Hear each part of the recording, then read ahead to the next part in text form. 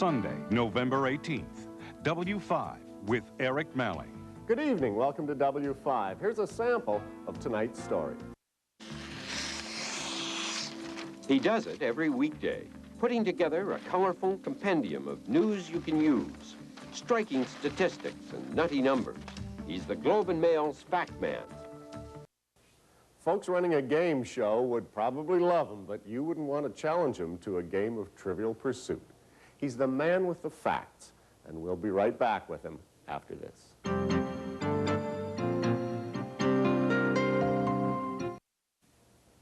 you know that the natives in Borneo watched the Flintstones on television? It's someone's job to find these things out. Coming up next.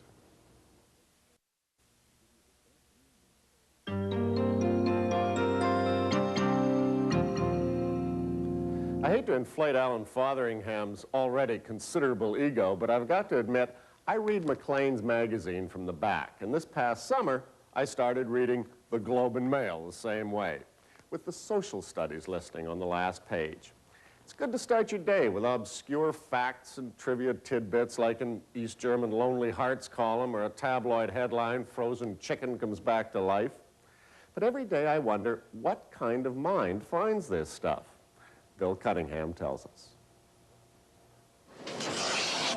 This is the only job where you can get paid for not knowing what you're going to be doing, or not knowing what you are doing. In fact, Michael Kesterton knows exactly what he's doing, putting together his daily miscellany of information on the back page of the front section of the Globe and Mail. I look for trends, and I also look for things that I can just straight rip off and use. The result, Monday to Friday, is called Social Studies, a popular potpourri of statistics under various categories. They may bear on the news of the day, or just be stuff you didn't know, like the fact that only 2 Canadian financial institutions went broke in the 1970s, while 20 more did the same in the 1980s. Meanwhile, into the 1990s, the world record for constipation remains a very uncomfortable 112 days. Joblessness in China.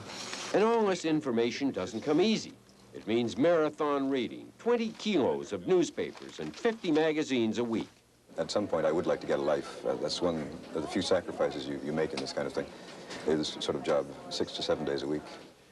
Though a few readers, the ungrateful wretches, have taken Kesterton to task for some of his cheeky compilations.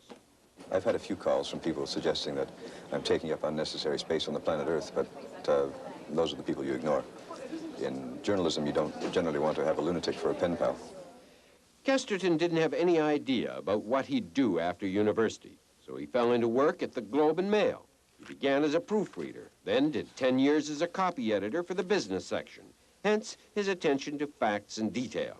About a year ago, Kesterton's editor-in-chief had a new assignment for him, something to take him away from the daily drudgery of financial news. He was quite excited about a column that he called Social Studies, and it would be full of eclecticism, and it sounded mildly interesting, but it occurred to me that maybe he'd been celebrating New Year's a little early. But he was quite serious, came back a few months later, had the same idea, we thrashed it out, and it worked. And ever since then, Globe readers have thrilled to such fascinating facts as these, that even the Public Relations Society of America employs 3 people to publicize it.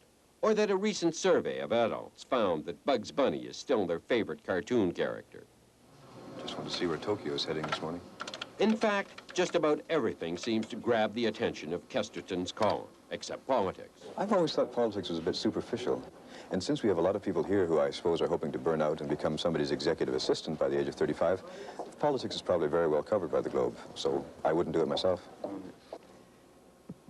Kesterton is particularly fond of British and California newspapers for their eccentricities, and he relishes putting together a weekly highlight package of headlines from the supermarket checkout periodicals. They write headlines that are far better than any headlines you'll ever see in a legitimate newspaper.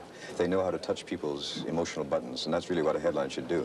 It appeals to me because I'm one of the few lowbrows in the office, and it's a cheap laugh, and it's also a way of telling us in the industry not to take journalism too seriously. But no matter what statistical story he has, the Globe's Factman is satisfied when the data does what any good piece of journalism can do. I like any kind of area that contradicts what I know to be true about life. I find that my memory, and probably most people's memories, is a kind of a fun house.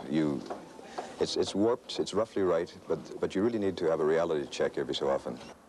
By the way, on the day Michael Kesterton spoke to W5, he still managed to come up with a rambling range of data, from a history of airline passenger travel to the fact that $1 million stuffed into the average suitcase weighs about 35 pounds.